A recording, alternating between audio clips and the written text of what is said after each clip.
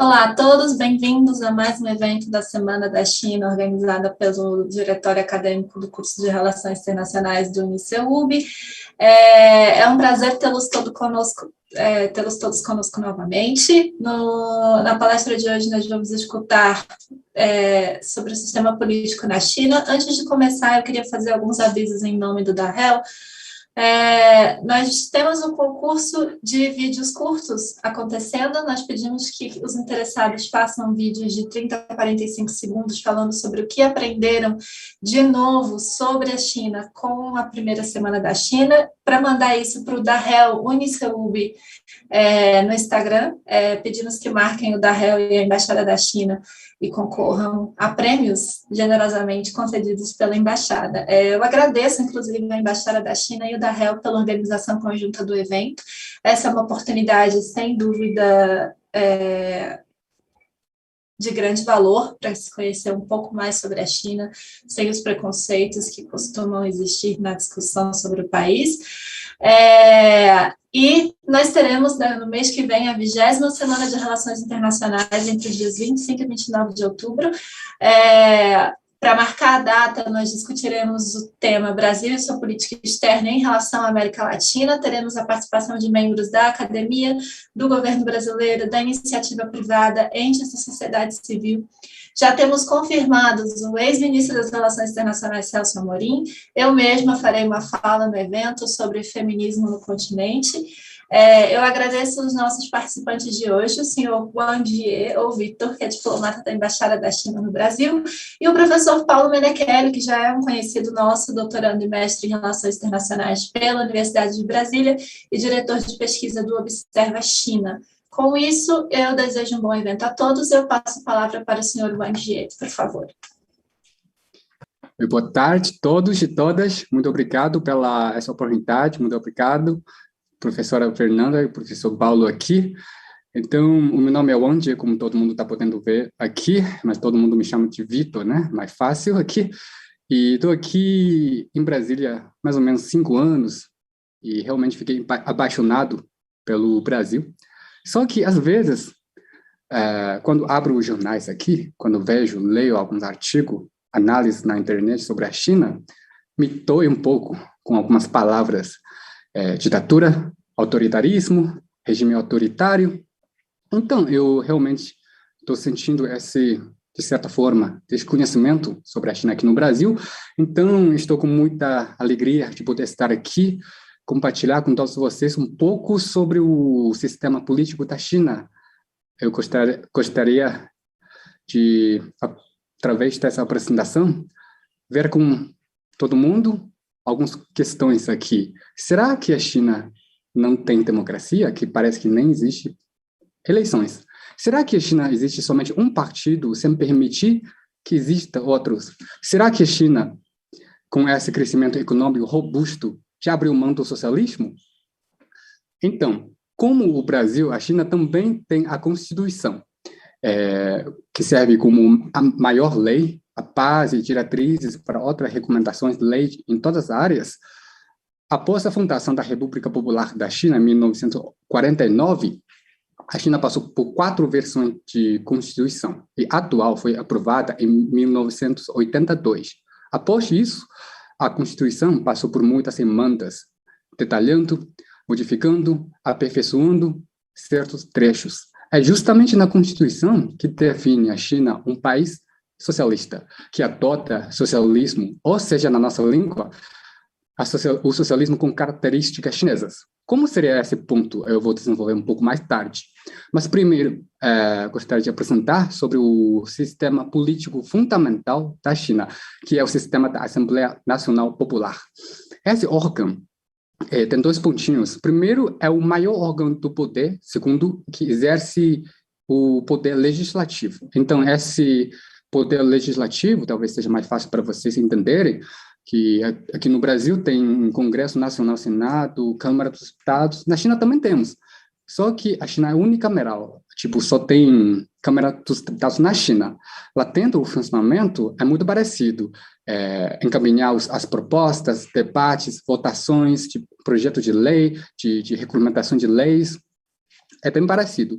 Inclusive, também temos lá dentro da nossa Assembleia Popular Nacional as comissões permanentes, comissões temáticas, né? Então, você pergunta, já que é tão parecida com a nossa Câmara, será que a China também tem deputados? Ou seja, deputados eleitos? A minha resposta é sim. Então, a diferença é que a China faz eleições de duas maneiras, direta e indireta. Vamos ver essa direta primeiro. Como o Brasil tem deputados federais, estaduais, vereadores, na China também temos vários níveis, nacionais, provinciais, municipais, até tem mais lá em fase, que é distritais. Então, na primeira fase, primeiro nível, os deputados distritais, a gente faz eleição direta. Tipo, qualquer cidadão, todo cidadão chinês superior a 18 anos tem direito de votar, escolher seu deputado distrital. Isso é absolutamente direta, todo mundo. Inclusive, faz poucas semanas aqui na embaixada, mesmo que estejamos aqui no Brasil, recebemos alguns ofícios lá em Pequim para a gente votar, eleger os deputados distritais lá em Pequim. Então, todo mundo aqui na embaixada, no Brasil, podemos solicitar os perfis das candidaturas para entender melhor, para fazer a sua escolha, para votar, né? Então, eu acho realmente essa direta já é uma parte da resposta para a democracia. E depois, vamos ver a indireta. O que seria indireta? Como falei, tem vários níveis de deputados. Aí, a partir disso, do nível distrital, a gente tem municipais. Justamente esses deputados distritais vão escutar a voz dos seus eleitores, entender a sua opinião dos eleitores para votar, eleger os deputados no nível acima, ou seja, municipais. A mesma lógica, os deputados municipais elegem e votam os provinciais para, finalmente, os nacionais. Né? Por que essa indireta? A questão é muito simples, porque a China é um país muito vasto. A intensidade da população é muito desequilibrada, dependendo das regiões. No interior da China, nas regiões remotas, muitos desertos, pastagem, Gobi, montanha, tudo isso impede muito o acesso direto, rápido a todos os cidadãos. Então, essa eleição indireta consegue segurar, de certa forma, aumentar a eficiência. Só pense numa coisa, se a China realizasse eleição direta para todos os níveis de deputados, a China passaria um ano inteiro somente fazendo eleição. Então, isso seria um pouco prático, né, para a China. E, atualmente, na legislatura atual na China, tem mais ou menos 3.000 deputados nacionais, vindo de todas 34 regiões administrativas, a nível provincial, vindo de todas as 56 etnias, vindo de todas as profissões, área acadêmica, professores, área econômica, política, advogado, médicos, professores, atores, atletas, inclusive um chinês com certeza todos vocês conhecem, que é o Jackie Chan. Ele também foi um dos nossos deputados nacionais. Então, uma coisa muito engraçada, porque muita gente vai abrir TV para assistir a sessão plenária somente para ver quais celebridades que eles conhecem quando a tela pega a cena, né? Essa é a atleta. É muito engraçado isso. Então, essa, de certa forma, consegue segurar a nossa representatividade, tá? Então, o segundo pontinho, o maior órgão do poder. Como entender a maior? É justamente a Assembleia que elegem os outros oficiais, os principais líderes de outros poderes do país. Também temos o poder judiciário, executivo, ou seja, o governo. Então, é a Assembleia que elege eles, os chefes. Já que estamos falando desses três poderes na China, só dar uma passada muito rapidinho sobre a estrutura desses dois poderes. No governo, poder executivo, temos presidente, vice-presidente, Temos o Conselho de Estado, que é composto por primeiro-ministro e vice-ministro e conselheiros de Estado, e demais ministérios. E no Poder Judiciário, temos a Suprema Corte e Suprema Procuradoria-Geral, que são como se fossem STF e PGR, respectivamente, aqui no Brasil. Só para lembrar, o nosso presidente da República também é eleito. E o primeiro-ministro também. E os presidentes da Suprema Corte e Procuradoria-Geral também. Então, essa foi a parte sobre o sistema da Assembleia Nacional Popular. A seguir, outra área que gostaria de desenvolver um pouco é um ponto que a China tem sofrido muitos ataques também, é sobre etnias. A China é um país unificado por 56 etnias diversificadas e cuja maioria se chama Han, etnia Han. Eu também sou dessa etnia, que ocupa um pouco mais de 90% da população. Aí o resto, temos 55 etnias de minoria. E a China, ao mesmo tempo, é dividida em 34 entidades administrativas a nível provincial, incluindo 5 regiões autônomas de certas etnias da minoria, que são região autônoma da Guangxi, da etnia Zhuang, região autônoma da Mongólia Interior, da região autônoma Ningxia, da etnia Hui, que é uma etnia muçulmana na China, região autônoma de Tibete, da etnia tibetana, e a maior entidade provincial, que é a região autônoma de Xinjiang, a etnia Uigur, que também é a maior etnia muçulmana na China. Então, além dessas regiões autônomas, também existem outras sub-regiões autônomas em outras províncias. Então, o que eu queria desenvolver aqui, os órgãos administrativos locais têm certo poder relativamente autônomo. Vou dar 2 exemplos pequenos. Na região autônoma Tibete, as idades legítimas para casamento são 20 anos para meninos e 18 anos para meninas, enquanto em outras províncias são 22 para meninos e 20 para menina. Isso tem a ver com a cultura da etnia tibetana. E em outra região autônoma, Guangxi, a etnia Zhuang, que eu acabei de falar aqui, essa palavra Zhuang literalmente quer dizer forte em chinês, mas não necessariamente quer dizer todo mundo de lá é fortão, né? Tem mais a ver com hardworking, tipo lá antigamente tinha muita dificuldade de produtividade, aí a pessoa teve que trabalhar muito para conseguir sair.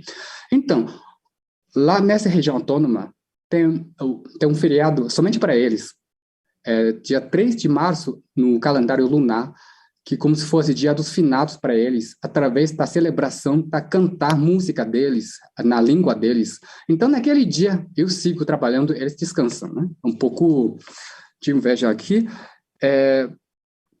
Mas, de qualquer forma, esse fenômeno de coexistência, de convivência harmoniosa é uma coisa muito fascinante para mim.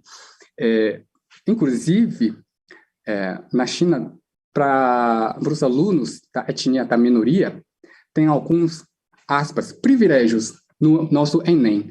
Eles conseguem ter mais pontos, créditos, né, no exame, no resultado do exame. Como se fosse aqui no Brasil, acredito que também tenha essa política, alguns pontos mais para certos grupos de alunos, né, no Enem. Então, quando eu fui estudar em Pequim, na faculdade, eu nunca tinha visto tantos chineses tão diferentes como eu antes da minha vida. Tantas etnias em Pequim, na capital. E não somente a aparência física, mas também a língua. Não só dialeto, mas língua, a cultura, a culinária, até religiões. Por exemplo, na minha faculdade tinha muitos colegas da etnia cazaque e etnia uigur.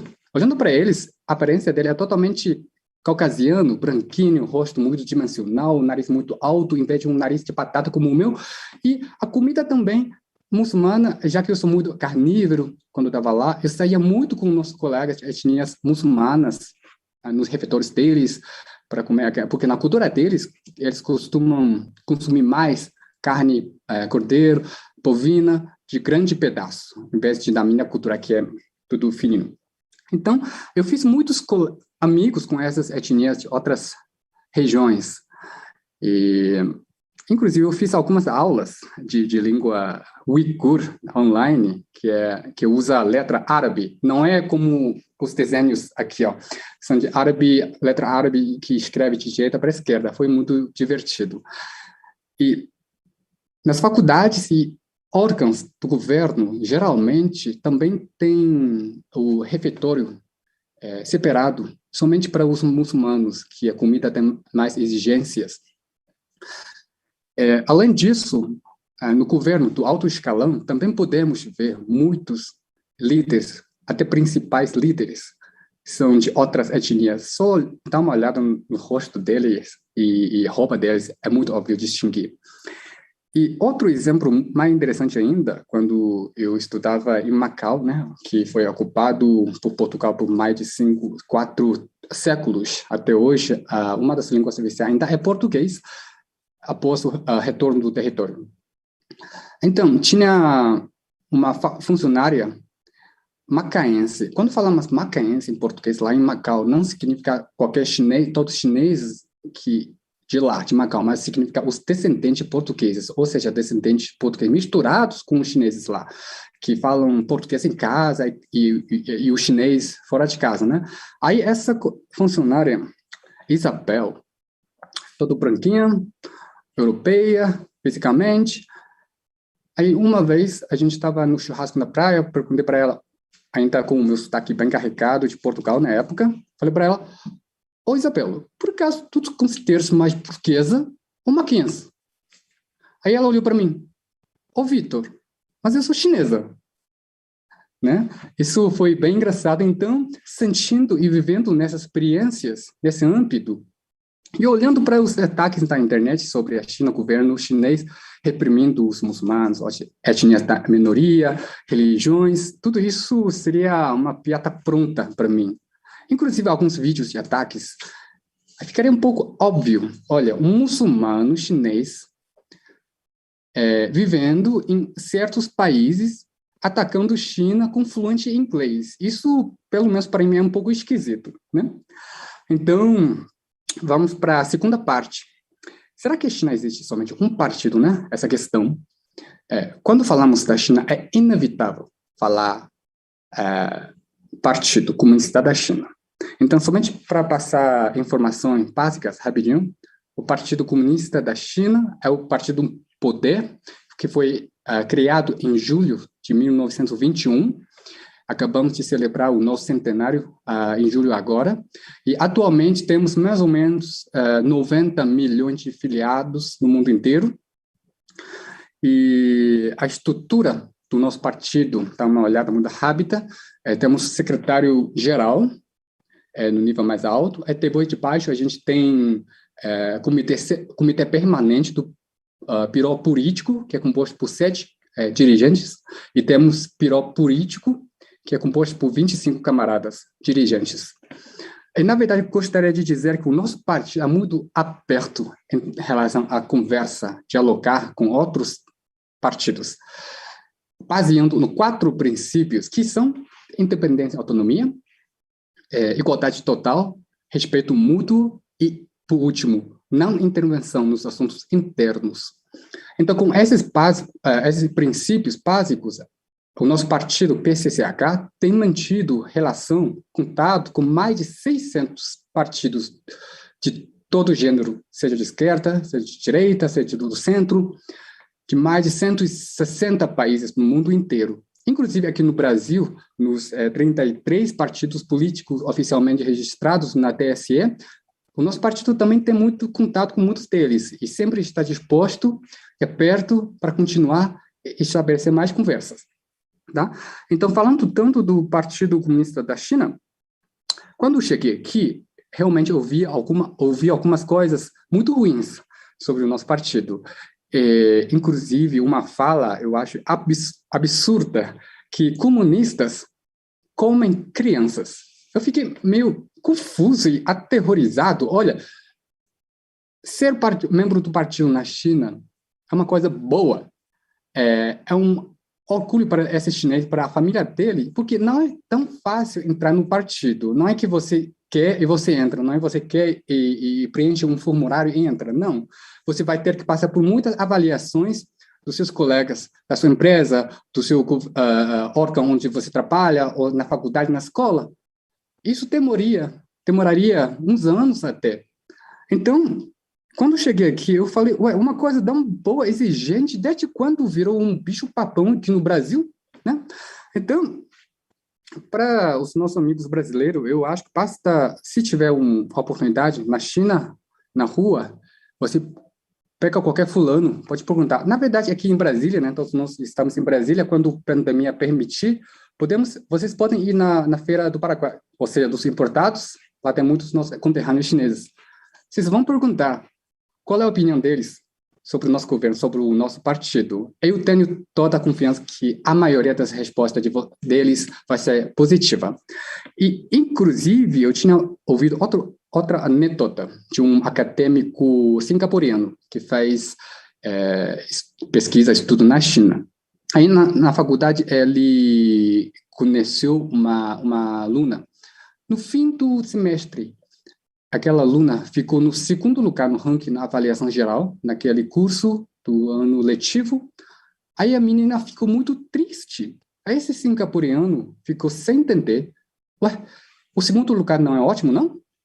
Aí ela falou, sim, só que só o primeiro lugar tem a chance, tem acesso de ser aceito para se filiar no partido. Aí esse singapuriano sentiu realmente falou que ele está sentindo essa atração do nosso partido, lá nos jovens chineses. Enquanto em muitos outros países ocidentais, os partidos políticos estão se forçando até que chega para atrair mais membros jovens. Certamente na China, o nosso partido já se tornou uma coisa atraente de competir, né? Então, outra pesquisa, gostaria de frisar, que é da Universidade de Harvard, no ano passado, sobre a satisfação dos chineses em geral sobre o Partido Comunista da China. O resultado saiu assim: 93,1% dos chineses são muito satisfeitos com o nosso partido. Então, olha só, essa foi uma pesquisa, não tem nada a ver com China. Quer dizer que organizadores, né, são dos Estados Unidos. Então, eu acho que já dá para ver um pouco sobre a ideia, as opiniões dos chineses sobre o nosso partido. Então, falando tanto do Partido Comunista da China, a China tem só ele? Claro que não. A resposta é absolutamente não. Além do Partido Comunista da China, na China temos outros 8 partidos democráticos. Aí, eu gostaria de destacar outro sistema político básico da China, que é sistema de cooperação multipartidária e consulta política. Aqui, duas partes também. Primeiro, vamos ver esse multipartidarismo, como falei, outros 8 partidos democráticos. Qual a relação entre eles com o nosso Partido Comunista da China? Eles apoiam a direção do PCCH e participam nos assuntos políticos. Esses 8 partidos democráticos diferem no tamanho dos filiados, na história e nas profissões dos membros, e realmente são muito menores relativamente comparando com o PCCH, mas isso nunca significa que eles possuem menos direito político na China. E todos os partidos são independentes, gozando na liberdade política, independência de organização, igualdade da posição legislativa, né, no âmbito estipulado pela nossa Constituição. E só dar um exemplo, eu sempre falava que um ex-ministro da tecnologia na China, ele é o presidente de um partido democrático que não é Partido Comunista da China. E também não é tão difícil encontrar as pessoas de outros partidos na China. Na minha escola secundária, já tinha uns professores de um partido chamado Sociedade 3 de Setembro. E aqui no Brasil, eu tive uma colega, que é professora da UF, que ela é chinesa, né? Ela é membro do partido dos camponeses e operários da China. Então, como esses partidos realmente participam nos assuntos políticos, nas decisões importantes do país, aí vem a segunda parte desse sistema, consulta política. Temos um órgão chamado Conferência Consultiva Política do Povo Chinês, que é composta por membros de todos os partidos e representantes não partidárias, de entidades populares, todas as etnias e todos os círculos sociais, inclusive o chinês regressado do exterior. E cada ano, essa conferência consultiva política realiza a sua sessão plenária praticamente no mesmo período com a Assembleia Nacional Popular, que eu falei antes, só que essa conferência consultiva política fica um pouco de dia antes. Por quê? É justamente para poder ouvir, coletar melhor, discutir, ou seja, discutir, debater melhor as ideias de outros partidos, outras entidades sociais. Aí, depois disso, a Conferência Consultiva Política formula um parecer, ou seja, uma proposta para a Assembleia Nacional Popular, para discutir depois, para virar lei ou projeto de lei, né? Inclusive, este ano foi aprovado o 14º Plano Quinquenal, que é um outro sistema, um plano, cada 5 anos, que serve as diretrizes na área econômica nos próximos 5 anos. E esse ano, realmente tiveram muitas voltas de discussões, né, de outros partidos. Não foram fáceis para chegar a consenso, para aprovar esse plano quinquenal. Então, essa é a segunda parte sobre os partidos da China. E última questão, que como falei no início, será que a China ainda é socialista? Aquele termo, falei no início, socialismo com características chinesas, né? Também vamos ver separadamente. Socialismo, primeiro, para nós é persistir, insistir, seguir nos princípios básicos do socialismo científico, do marxismo, que surgiram no século XIX. Mas o princípio faz toda a diferença com a dogma. Isso não pode ser uma dogma, porque para nós a gente tem que olhar para a realidade, tem que combinar esse princípio, ideia, com as condições, situações próprias da China, combinando com os níveis de desenvolvimento nas épocas diferentes na China. Como talvez muitos de vocês saibam, a essência, né, do socialismo é libertação e desenvolvimento das forças produtivas e eliminação de polarização e exploração, com conquista final de prosperidade para todos. Mas na China, com esse princípio, temos muitas atualizações. Porque para nós, o conceito de socialismo, de algum sentido, podia ser histórico. O socialismo nunca pode ser uma causa que se atinge facilmente em curto prazo e tem que ser dividido em várias etapas.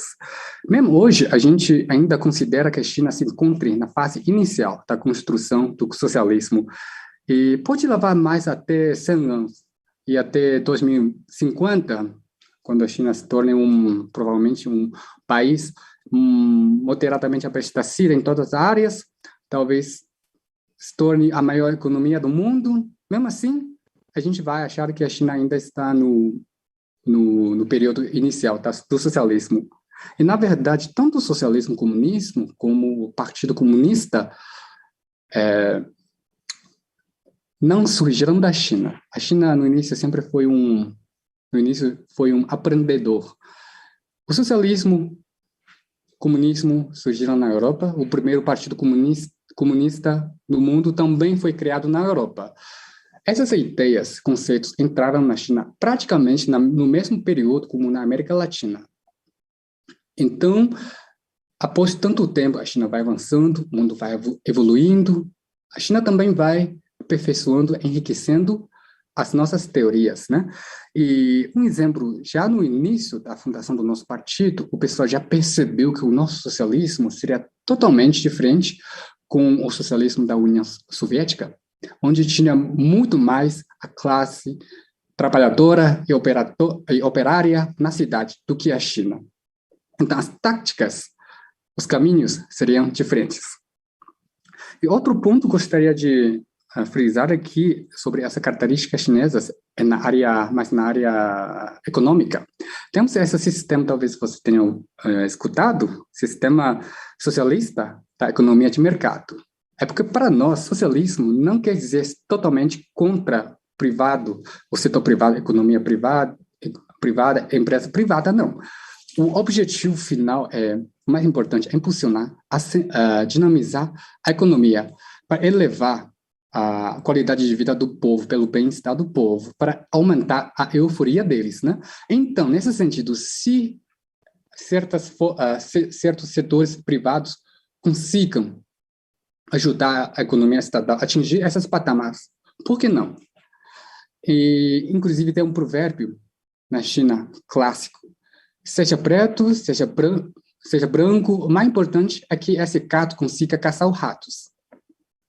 Então, o nosso rato objetivo é a qualidade de vida do povo. Então, para mim, na verdade, esse socialismo com características chinesas seria mais como se fosse um espírito de não parar, que não é uma teoria fixa, mas vai evoluindo, vai mudando, vai atualizando. Enfim, tem mais de 200 países no mundo, tantos caminhos diferentes, um sistema diferente. Quem bate o martelo no final é o povo. Afinal de todos, o povo que é o dono de país, né? Então, o povo escolhe, aceita, então a gente vai para frente. Como se fosse você for no shopping comprar sapatos, tênis, é você que vai calçar, que você que vai dizer, isso é confortável, eu quero esse, né? Não é de outra pessoa. O povo de outros países não tem como julgar sem conhecer, ou, claro, quem tem esse peso é o seu povo. Igual a China e o Brasil são dois países tão gigantescos, mas tão diferentes culturalmente, historicamente, politicamente. O que a gente tinha passado no futuro? Colonizações, guerras, dinastias feudais, tudo distinto. E tudo isso resultou, finalmente, na nossa filosofia, na nossa cultura, no nosso caminho de governança do país. O que a gente pode fazer? Claro, não é julgar, você é bom, você é ruim, mas é ver, olhar para eles, escutar a voz do povo dele, aí deixa o povo julgar, falar por si, né?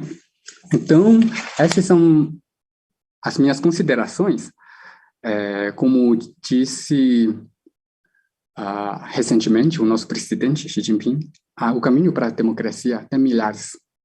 Só o povo sabe que isso é adequado ou não. Então, a China nunca vai impor esse caminho, socialismo ou socialismo com características chinesas para outros países. Que isso funciona na China não necessariamente quer dizer que isso funciona no Brasil ou outros países. Na Europa, não. Olhando para trás na história nossa, também a China tentou copiar, estudar outros sistemas do Reino Unido, dos Estados Unidos, mas tudo fracassou.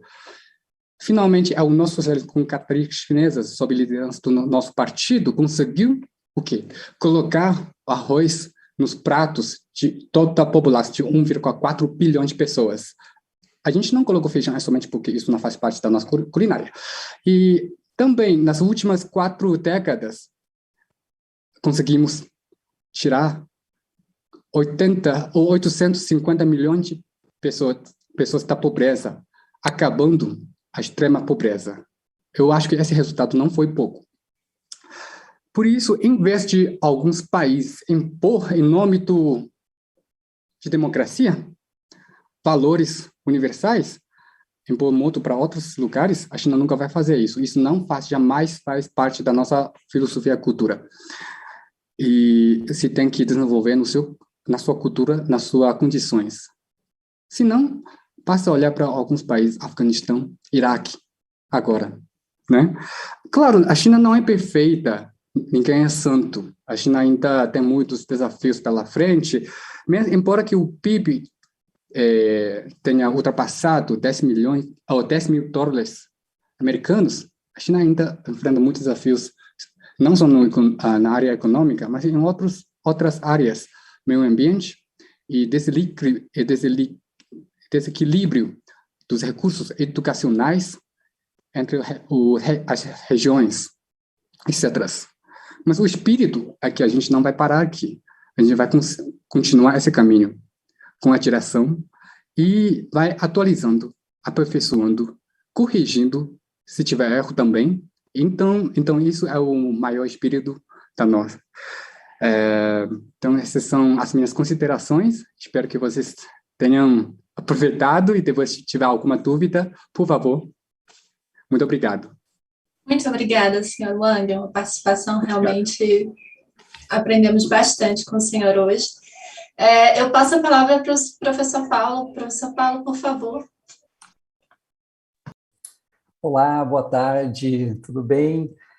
Muito obrigado, professora Fernanda. Eu já queria agradecer de início a professora Fernanda, a toda a equipe do DARREL, o Evandro, Yasmin, Luiz, pelo convite. É um prazer estar aqui com vocês. Eu tive aqui o ano passado, eu acho que inclusive com a professora Fernanda, falando na Semana de Relações Internacionais, então é muito legal voltar, a programação está toda incrível, muito, muito legal, todos os eventos eu tenho acompanhado. Queria agradecer também ao senhor Wang Jie, Vitor, foi excelente a sua fala, fiquei bastante feliz ouvindo, e é um prazer compartilhar essa mesa com o senhor, então, obrigado também. Bom, eu quero falar um pouco, eu fiquei super feliz com o convite para falar do sistema político chinês, e fiquei pensando em como abordar isso desde das perspectivas que eu pesquiso. Eu tive aqui o ano passado, quem estava provavelmente se lembra, falando um pouco sobre a diplomacia da China, principalmente usando a cultura como forma de divulgar os seus conceitos, as suas formas de pensar, as suas formas de ver. Então, a diplomacia cultural chinesa, o quão importante é o elemento cultural das relações internacionais. E fiquei pensando sobre isso vinculado ao sistema político chinês. Como informar sobre isso? Eu gostei muito da fala do senhor Wang Jie, apesar de ser muito difícil para a gente, enquanto brasileiro, reconhecer isso. Aqui, como estudantes de relações internacionais, para a gente talvez seja um pouco mais evidente, mas de ver o momento de xenofobia crescente, de sinofobia que existe no Brasil. Eu, como pesquisador de cultura das relações internacionais, defendo que conhecer o outro, conhecer todos os países e povos, por meio da cultura principalmente, facilita que a gente diminua essas distâncias, diminua esse desconhecido que gera medo e ignorância, xenofobia. Então a cultura pode ser uma chave para isso, inclusive para o conhecimento do sistema político chinês. Então eu preparei uma breve apresentação um pouco nessa direção.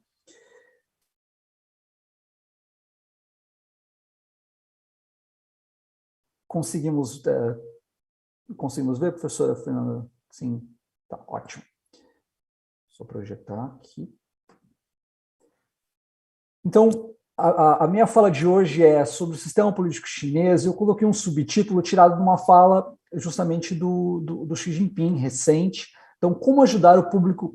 A fala dele é que precisamos ajudar, né? Então, eu brinco um pouco com a ideia de como ajudar o público estrangeiro a entender o que o partido está buscando. Eu tirei essa fala de um discurso recente do Xi Jinping, agora de junho de 2021, na qual ele destaca a necessidade da China comunicar, aumentar sua capacidade de comunicar internacionalmente. A fala do Xi Jinping é no sentido de que assim, há um desconhecimento sobre a China no mundo, um pouco por culpa ou por falha das outras sociedades que não sabem lidar com isso, mas o próprio Xi Jinping incentiva a China a buscar uma comunicação que mostre para o mundo a China, todas as vertentes da China, inclusive isso tudo que o senhor Wang Jie disse agora. Então, o Xi Jinping destacou que o país que a China precisa aumentar sua capacidade de engajar com a comunicação internacional de forma a apresentar uma visão panorâmica, multidimensional e verdadeira da China. Segundo o Xi Jinping, a China precisa construir os seus próprios discursos e as suas próprias narrativas, interpretando as práticas chinesas por suas próprias teorias. Isso eu acho que é um ponto interessante. Então, eu estava acompanhando também pelo YouTube, eu vi várias pessoas perguntando assim, como definir a China, como não definir. Esse é um desafio que eu, como pesquisador, também passo. E eu acho que tem muitas pesquisas vindas da China que são muito interessantes para a gente. Observar isso, tentar entender, dialogar com esses debates que surgem da China, que vêm da China também, ou de pesquisadores e pesquisadoras que buscam entender a China também a partir das teorias chinesas, eu acho que é algo que a gente, como pesquisador, precisa também se esforçar. Um outro ponto que o Xi Jinping fala é sobre a necessidade de melhor entender as histórias chinesas e a força espiritual por trás dessas histórias, o que é muito interessante, e tem muito a ver também com o que o senhor Wang Jie disse, que aí sim a fala que eu usei no subtítulo da minha apresentação, né, um esforço por parte do próprio partido, por parte da China, de ajudar os estrangeiros, as audiências estrangeiras, a melhor entender o que o partido está buscando. E nas palavras do Xi Jinping, não seria nada diferente do que o bem-estar do seu próprio povo. E aí, algo que eu destaco muito nas minhas pesquisas, que o Xi Jinping também enfatizou os esforços de introduzir a cultura chinesa no exterior, de modo a moldar, a desenvolver, a construir uma imagem confiável, admirável e respeitável da China. Então, eu acho que isso dialoga um pouco com o que a gente está falando aqui, no sentido de que também a cultura, também a comunicação da China, a própria apresentação que o senhor Wang Jie fez agora vai muito nessa direção. Não é de agora essa preocupação do Xi Jinping, o Hu Jintao também falava bastante disso, mas o Xi Jinping, por exemplo, nesse discurso aqui, do 17º Congresso Nacional do Partido Comunista da China, em 2017, também falou da necessidade de aumentar sua comunicação internacional, de modo a contar bem as histórias chinesas, apresentar uma visão panorâmica, multidimensional e verdadeira da China, de modo a aumentar o soft power cultural da China. E esse é um conceito que eu estudo bastante nas minhas pesquisas e eu queria trabalhar um pouco com ele, porque o conceito de soft power é interessante que o conceito de soft power foi criado, o senhor Wang Jie mencionou Harvard, ele foi criado pelo Joseph Nye, que é um professor de Harvard, foi criado no final da década de 80, publicado em 1990, no qual o Joseph Nye respondia a uma crítica feita ao Paul Kennedy, que falava que, uma crítica feita pelo Paul Kennedy, falava que os Estados Unidos estavam os Estados Unidos, o livro do Paul Kennedy chama A Ascensão e a Queda das Grandes Potências, então os Estados Unidos já tinha tido a sua ascensão e agora estavam no processo de queda. E o Joseph Nye responde que os Estados Unidos podia estar se enfraquecendo no seu poder bruto, que seria o poder derivado de exércitos do dinheiro em si, né, da economia, mas os Estados Unidos ainda tinha muito soft power, que é esse poder brando, que é o poder de convencimento, o poder de atração, um poder que é derivado da cultura, quando as pessoas veem a sua cultura e querem ser como você, um poder derivado dos valores políticos, quando eles olham, enfim, a sua sociedade, querem seguir os seus caminhos, e derivado das suas políticas externas, quando eles veem a sua atuação no exterior e acham que ela é legítima, ela é válida. O Joseph Nye estava falando muito especificamente do contexto estadunidense.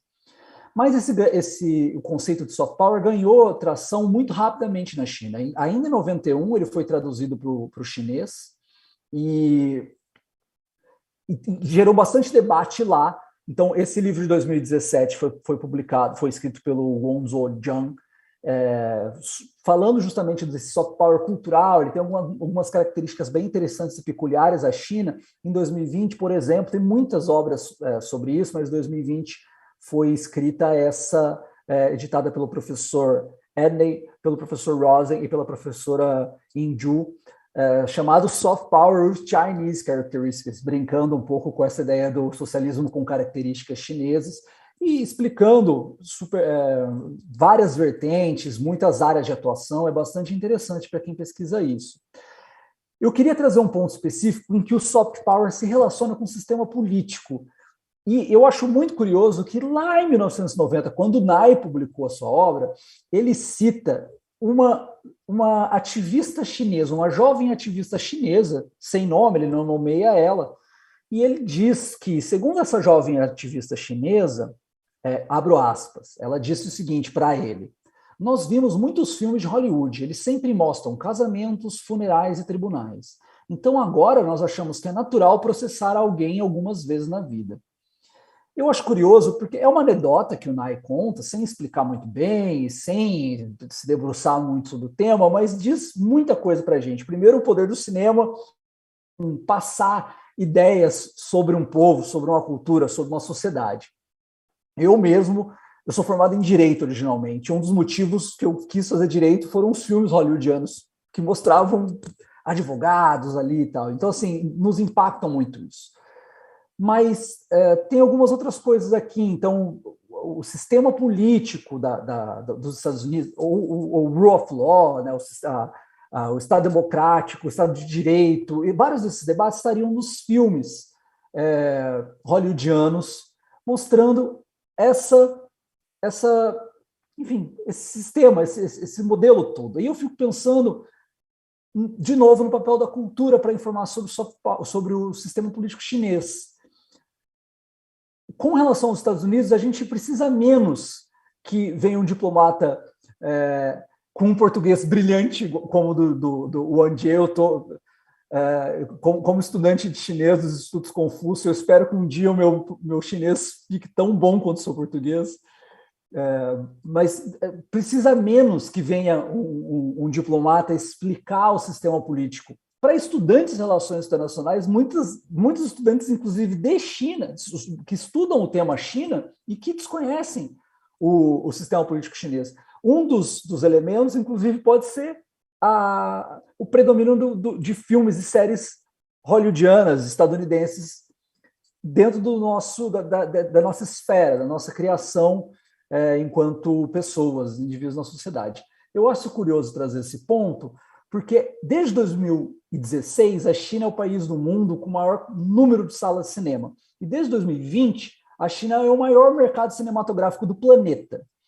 E o ano passado, esse ano, na verdade, em fevereiro desse ano, o Wang Wen, que é professor da Universidade de Renmin, ele escreveu um artigo muito legal no Global Times falando justamente sobre o cinema da China. E aí, eu acho curioso, porque para mostrar mais uma vez que essa ideia do soft power, da importância da cultura para disseminar, enfim, modo de vida, valores e tudo mais, não é desconhecido, como eu disse, da China, de país nenhum, de fato, né? Mas na China se conhece, inclusive, se debate há muito tempo a importância do cinema, entre outros, dos Estados Unidos para a difusão. Então, aqui o professor Wang Wen começa falando que ele faz menção a esse livro, escrito em 2005 por um acadêmico britânico-canadense, falando do papel de Hollywood na difusão do modelo de vida, do American Lifestyle, né, do American Way of Life, dos valores estadunidenses, da política estadunidense, da cultura estadunidense, e mencionando que cada vez mais o cinema chinês vem se tornando uma variável importante na ascensão do poder nacional chinês e vai contribuir cada vez mais também para o fortalecimento da tecnologia da China, do desenvolvimento urbano, da cultura moderna, das operações sociais, dos arranjos sociais, daí tem muito a ver com o sistema político, das formas econômicas e do soft power. Ele menciona, o professor Wang Wen, que a China tem, né, 1,4 bilhão de pessoas e ainda está numa fase de crescimento do seu espaço cinematográfico, salas de cinema ainda sendo abertas na China, sendo construídas na China, muito diferente de quase todos os países ocidentais em que o cinema vem enfrentando dificuldades, e que com isso a China vai quebrar o monopólio dos Estados Unidos, do cinema norte-americano, do estadunidense, e criando um box office maior do mundo, que já aconteceu agora, e que isso reflete a integração da China com o mundo e também o crescimento da China, né, o progresso da China. O professor Wang Wen ele é Executive Dean do Instituto de Finanças, Estudo de Finanças da Renmin University da China. E a China vem buscando fazer isso com uma série de blockbusters, grandes filmes globais, e que a gente começa a entender um pouco mais dessas dinâmicas chinesas. Eu acho que é interessante mostrar alguns deles aqui para a gente ver como impacta de forma muito direta a nossa percepção sobre a China. Então, o Wolf Warrior 2, que é o Lobo Guerreiro 2 em português, está na Netflix, para quem não viu, quiser conhecer, ele foi logo chamado de o Rambo da China, né? Então, ele é um filme patriótico da China, que mostra o Rambo da China. E o Rambo da China, por vezes, é dito de forma pejorativa. A China agora, isso ressoa, isso ecoa uma nova política externa chinesa, mas é bom lembrar que nada disso é novo, né? O Rambo dos Estados Unidos, quem é? O próprio Rambo. Mas eu acho que é interessante a gente ver como o nome Lobo Guerreiro e esse filme foi logo associado à própria diplomacia da China. Tanto na mídia internacional, então aqui matérias da CNN, matérias do Diplomat, ali falando da diplomacia do Lobo Guerreiro, que seria uma nova forma de diplomacia, quanto o Global Times, mencionando ali por que o Ocidente se sente desafiado por essa nova diplomacia do Lobo Guerreiro. Daria para explicar o que essa diplomacia do Lobo Guerreiro tem a ver com a própria diplomacia da China em si, com mudanças que podem estar ocorrendo. Adoraria falar sobre isso com o Wang Jie, mas só para a gente ver como um filme pode impactar na nossa visão sobre o sistema político, inclusive, pensando na diplomacia aqui e na política externa da China. E também, de forma curiosa, em 2019, por conta desse sucesso, o Lobo Guerreiro 2 foi o filme mais visto na história da China, até hoje. Ele é o filme mais visto em toda a história do cinema chinês. E aí, na sequência disso, em 2019, o Wan Xiaohui, que é Executive Deputy Director do Centro do Departamento de Propaganda da China e diretor do Bureau Nacional de Cinema, ele fala que é preciso aumentar a influência internacional da China. Eu acho muito interessante que ele destaca assim: a China já alcançou o seu lugar no centro do palco global, mas os filmes chineses ainda têm um amplo espaço para crescer. Então, o desenvolvimento do cinema chinês precisa fazer com que o status nacional do chinês alcance o status nacional da China, que cada vez mais se torna um país importante. Então, o nível do desenvolvimento cinematográfico de um país reflete a força nacional de um país, então, por isso, a China, inclusive, precisaria se tornar mais conhecida.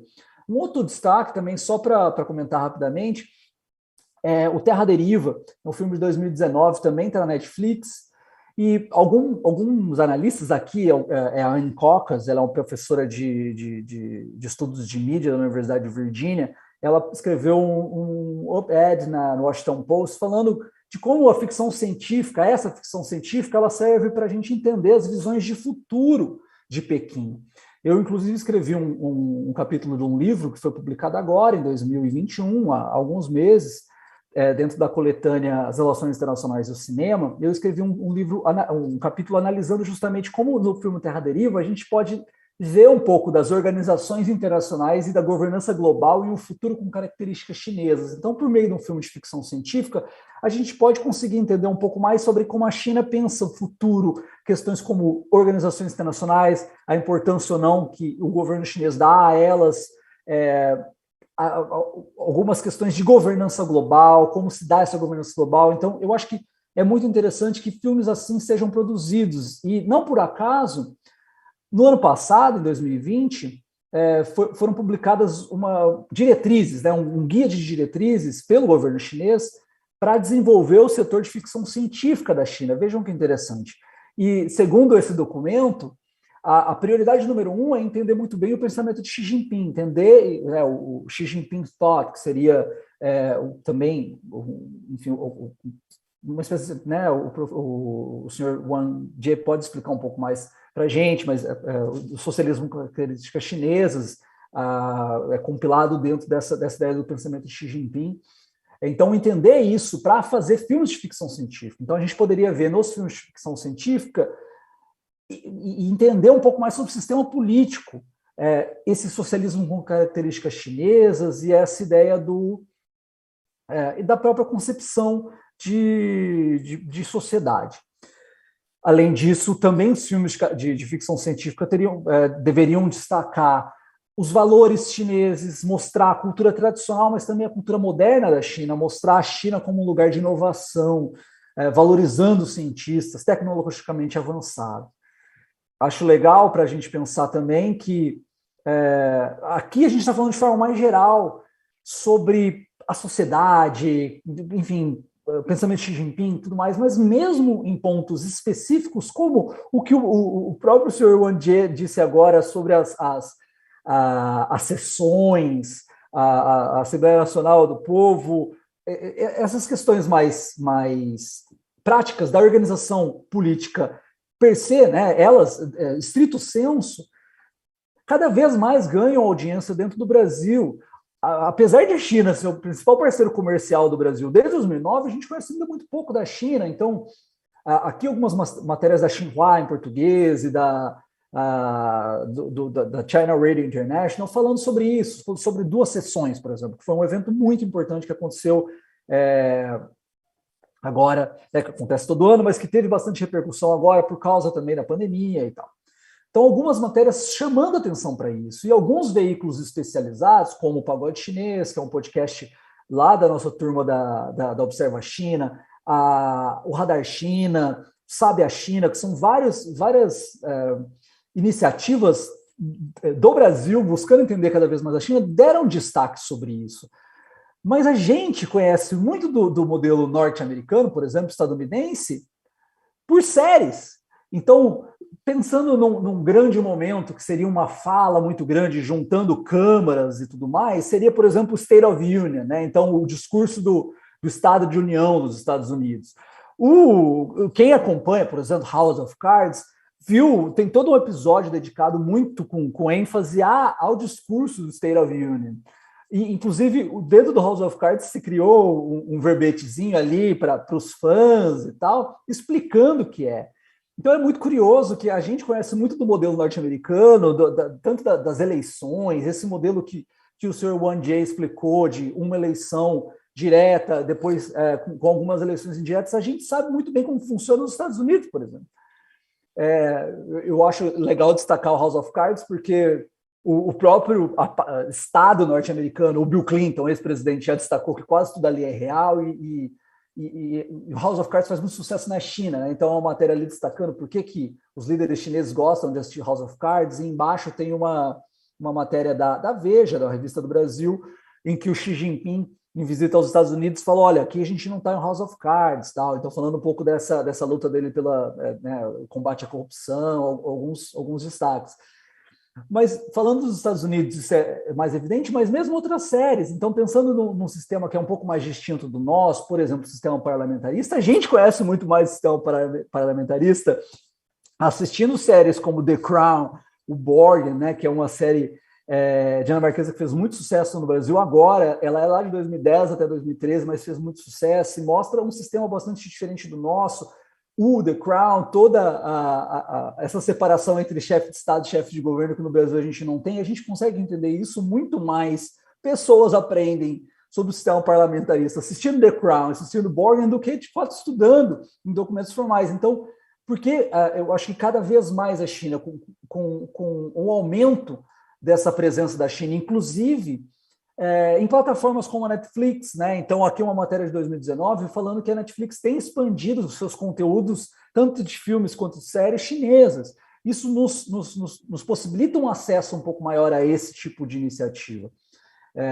Por exemplo, agora a gente está na expectativa, eu sou bastante fã do Liu Cixin e de ficção científica chinesa, então é uma matéria da Xumian, que também é um veículo bem importante na difusão de conhecimento sobre China no Brasil, dessa adaptação que está sendo, a gente espera que seja lançada agora, talvez no ano que vem, da trilogia do Liu Cixin, do Problema dos Três Corpos, para uma série da Netflix, que vai ser produzida, inclusive, pelos criadores da série do Game of Thrones.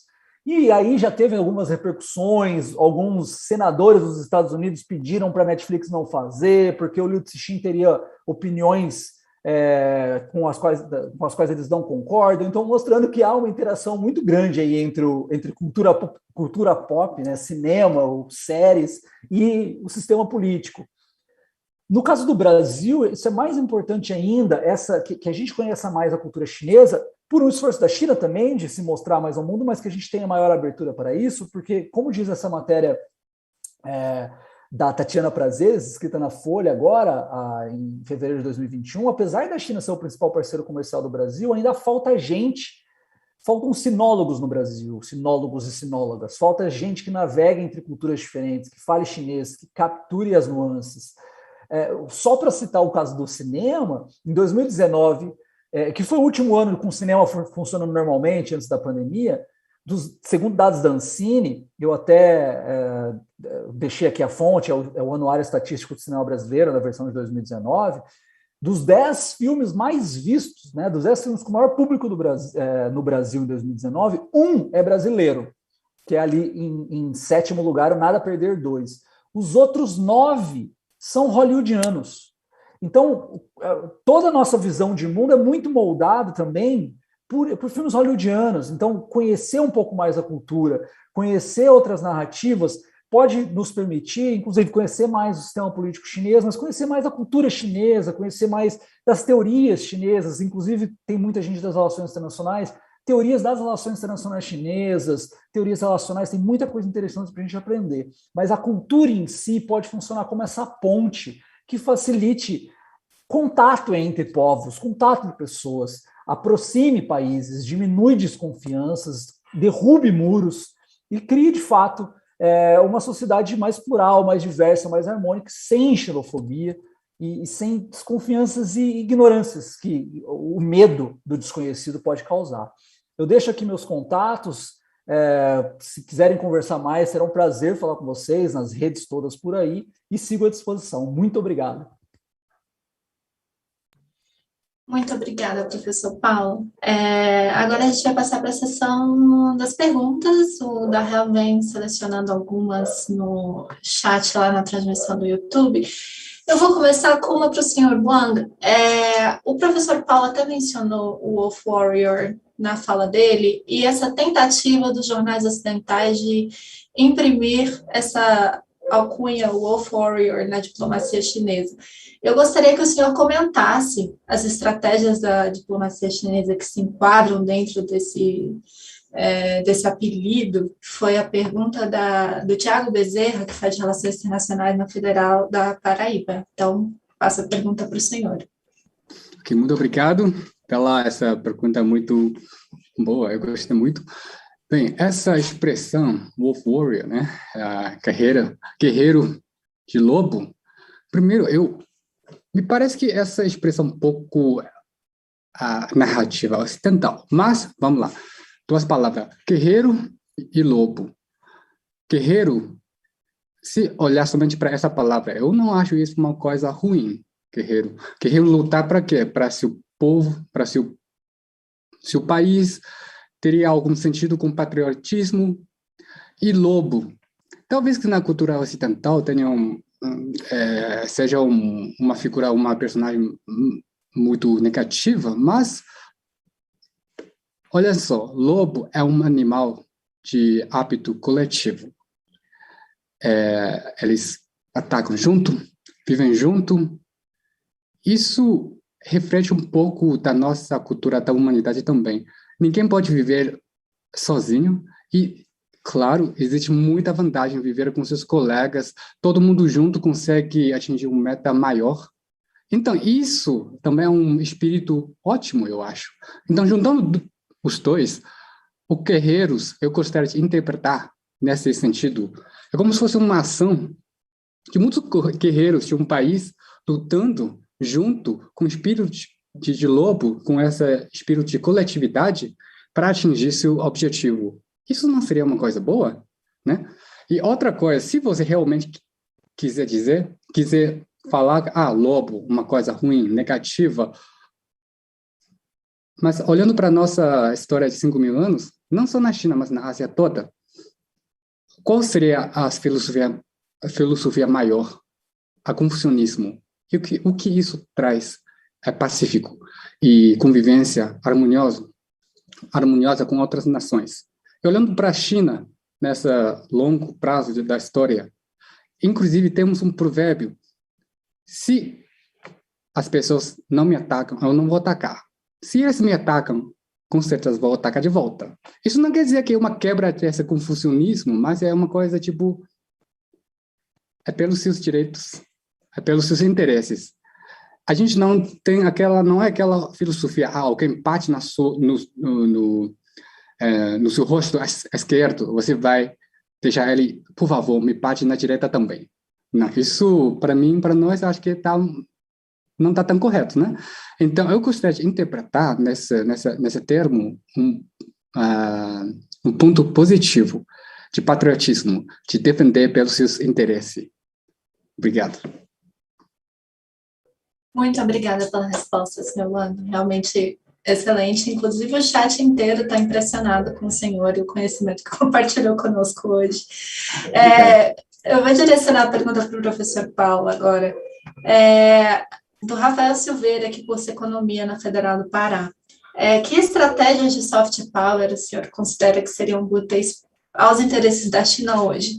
E se faz sentido o país adotar ferramentas já consagradas pelo Ocidente, ou se faria sentido buscar afirmar suas tradições internas também no plano externo, professor Paulo? Ótima pergunta. Eu acho que, inclusive, se a gente soubesse a resposta, eu poderia conversar mais próximo com o pessoal da China. Acho que está todo mundo, ao mesmo tempo, buscando muitas tentativas aí.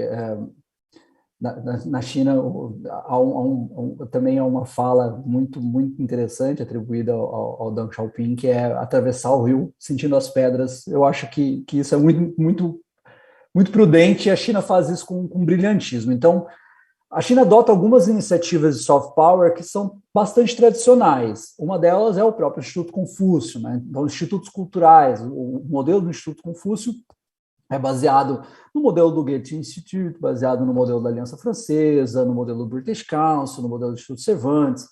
A China também tem ampliado a presença internacional de seus veículos. Então, tanto a Xinhua quanto a CCTV, CGTN, a Rádio Internacional da China tem tido uma presença cada vez mais ampla no exterior. Também nenhuma inovação aí, a própria BBC, a CNN também estão no Brasil, por exemplo. Então, são modelos bastante tradicionais. E a utilização do cinema é algo que me interessa particularmente, principalmente pela força do mercado interno chinês e como a China tem conseguido, inclusive, alterar com o poder do seu cinema, com o poder do seu mercado cinematográfico, narrativas de Hollywood. Então, alguém mencionou aí o Shang-Chi, que eu estou super ansioso para ver, ainda não tive coragem de me enfiar numa sala de cinema no meio da pandemia, mas falando super bem do filme, e muda um pouco esses estereótipos criados no passado. Então, o Shang-Chi tem uma relação na história ali, né, do pai do Shang-Chi com Fu Manchu, que são caricaturas horrorosas feitas sobre a China e sobre os chineses, da ideias de perigo amarelo, coisas que a gente precisa que fique no passado muito longínquo, e que isso vem mudando, porque se esses filmes forem feitos assim, retratando a China de um modo muito negativo, bizarramente negativo, não vão entrar no mercado interno chinês. Então, Hollywood, talvez por interesses financeiros, está seguindo uma direção mais interessante, mais plural, mais diversa, com atores e atrizes chinesas, partes do filme falado mandarim.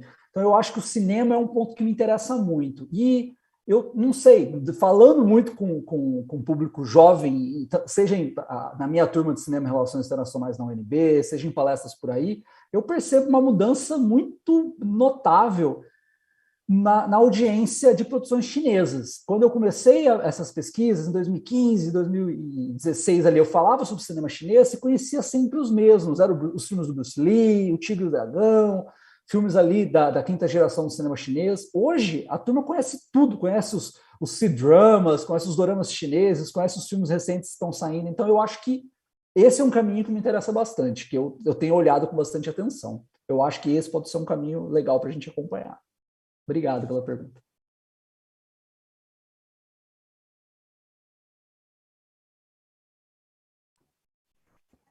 Perdão, estava no mudo. Obrigada, professor. Agora eu queria direcionar uma pergunta para os dois participantes. É uma pergunta da Rebeca Brito, que cursa Relações Internacionais na UNAMA, e eu gostaria que os senhores não se restringissem somente ao sistema político, especificamente do jeito que ela coloca, mas no geral. Ela pergunta: os estereótipos preconceituosos em relação ao sistema político socialista chinês atrapalham de alguma forma as relações internacionais com outros países? E eu acrescentaria como atrapalham, tendo em vista, inclusive, o aumento desagradável da xenofobia contra a China no Brasil nos últimos anos. Então, eu pergunto primeiro para o senhor Bantier e depois para o professor Paulo. Muito obrigado pela essa pergunta. Atrapalhar ou não atrapalhar, né? Então, é socialismo, tudo vem com o entendimento. Se realmente quiser entender, aí você vai entender melhor, conversar mais, procurar mais sites, fontes da China originais, conversar mais com seus amigos, conhecidos chineses, para conhecer mais. Se realmente ele conseguir, alguma pessoa do Brasil, dos Estados Unidos, conseguir conversar mais com seus amigos chineses, entender melhor, acredito que isso não vai ser a diferença entre os nomes, entre os conceitos, nunca vai ser uma pedra que atrapalha a comunicação. Então, sobre com outros países, né? Acho que na pergunta foi essa. E, claro, para qualquer coisa, se você não conhece e se você não quer conhecer, isso já atrapalha no início. Então, só para frisar que entendimento vale tudo, né? E o respeito vem mais. Então, é a minha resposta. Muito obrigado. Muito obrigada, sem dúvida nenhuma. E iniciativas como essa, patrocinadas pela Embaixada da China, acho que ajudam muito nesse sentido, não é? Exatamente. Minar a falta de conhecimento sobre um país que é parceiro do Brasil já há muito tempo, que tem objetivos muito semelhantes em termos de política externa. E, na verdade, inclusive, isso também é um caminho muito longo para aumentar esse entendimento mútuo, já que os nossos países são tão distantes e vice-versa. A gente tem que admitir, existe desconhecimento aqui no Brasil sobre a China. Na China também existe desconhecimento sobre o Brasil, né? Se você for... E eu vou pedir desculpa, porque se for na rua perguntar qualquer fulano da China, você sabe qual a capital do Brasil? Talvez algumas pessoas vão dizer Rio ou São Paulo. Então, ainda existe muita coisa para avançar entre os nossos países. Não só governo, não só diplomacia, não só os oficiais, mas como amigos. Outras vias audiovisuais, como o professor Paulo mencionou, isso também seria uma... Como você acha estratégia, mas seria uma maneira efetiva para os nossos amigos brasileiros poderem ver as origens, as coisas com origem chinesa mesmo, em vez de algumas notícias filtradas de alguns outros lugares, né? Muito obrigado. Eu que agradeço. Professor Paulo, por favor, mesma pergunta. Claro, muito obrigado pela pergunta, eu adorei as reflexões, inclusive, do senhor Andy. Sim, quem estuda relações internacionais sabe que conhecer o outro, conhecer com quem se fala é um ponto central sempre, né? Para evitar desentendimentos, esse é um papel, inclusive, sei lá, das teorias que defendem uma maior atuação das instituições internacionais, organizações internacionais, inclusive para facilitar a conversa, desde essas questões. Então, o desconhecimento ele é sempre prejudicial.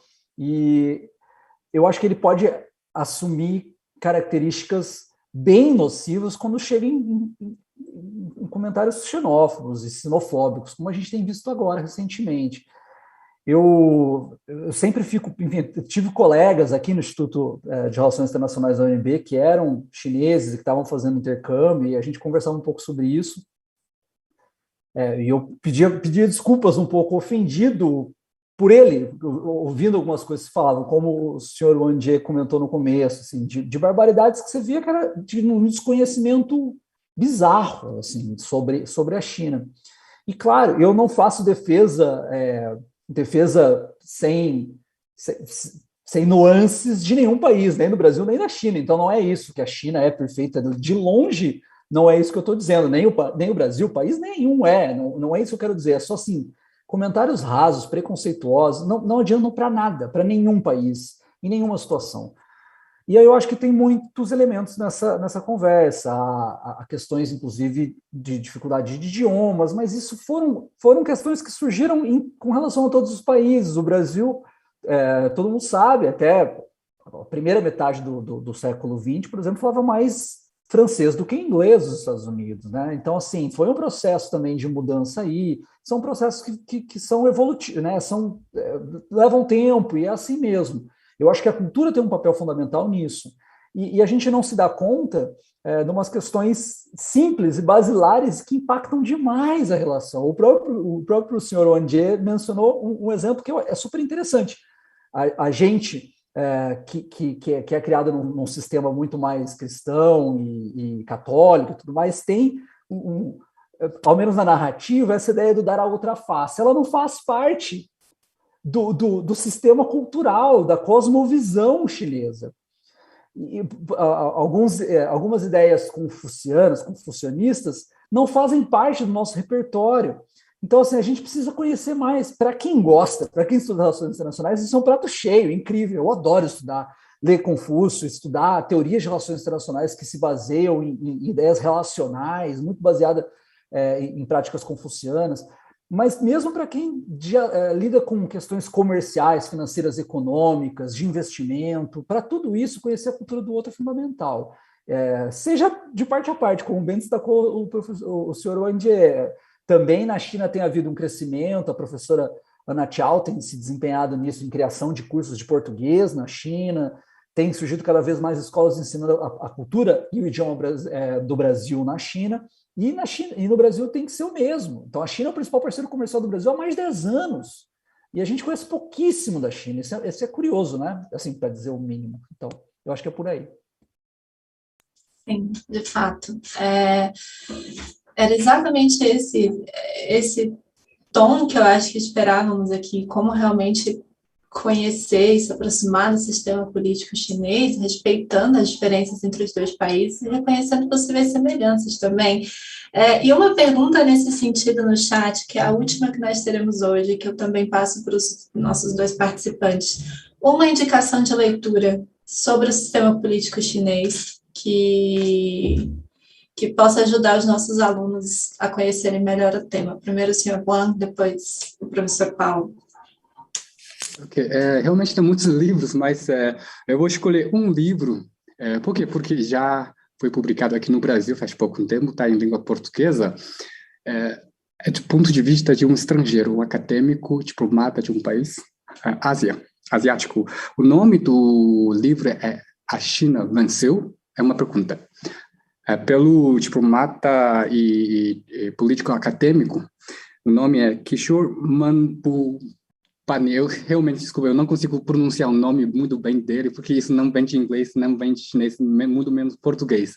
Então, mas esse nome, vocês podem pesquisar aqui no Amazon, aqui, Google já vai aparecer. E ponto de vista, visões, para nós, pelo menos para mim, é mais completa, objetiva, de um ocidental, de um acadêmico estrangeiro. E não envolve não só o sistema político da China, mas também um pouco da história e envolve a nossa diplomacia. Então, é minha resposta. Muito obrigado. Excelente, muito obrigada. Professor Paulo. Ótimo, adorei a sugestão do Sr. Wandier. Gosto bastante da obra do Mahbubani, eu acho que é bem legal mesmo. Eu tenho duas indicações, eu vou abusar do meu tempo, mas vou ser super sucinto. Então, tem uma obra do Tony Sait, que se chama Governance and Politics of China. Infelizmente, ainda não temos versão em português, mas eu acho que ele é super didático para explicar alguns dos conceitos que o Sr. Wandier nos apresentou de forma brilhante. Os corpos políticos dentro da China, então a composição, como se dá a indicação. É de 2015 a versão mais recente, então aconteceram algumas alterações, inclusive algumas reformas, mas para entender esse aparato estatal mesmo, quais são as conferências, como elas se relacionam. Tem 2 capítulos ali que nos ajudam bastante a compreender um pouco mais essa dinâmica. E para quem é de relações internacionais, quer conhecer um pouco mais desses impactos da cultura nas relações internacionais, eu gosto muito da obra.